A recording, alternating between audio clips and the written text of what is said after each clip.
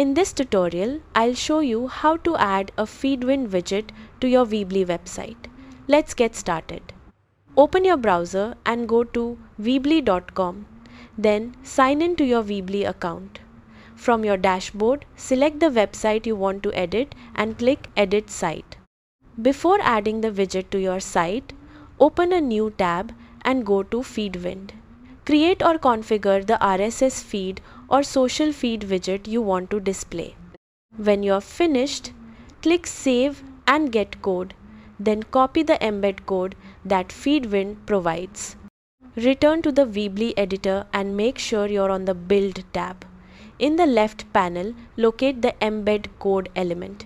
If you don't see it, click Show All Elements. Drag the embed code element onto your page where you want the Feedwind widget to appear. Click the element, select Edit Custom HTML and paste the Feedwind embed code into the editor. Close the HTML editor to preview the widget on your page.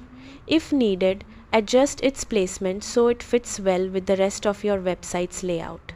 When everything looks the way you want, click Publish to save your changes and make the Feedwind widget live on your website. That's how to add a Feedwind widget to a Weebly website. Thanks for watching.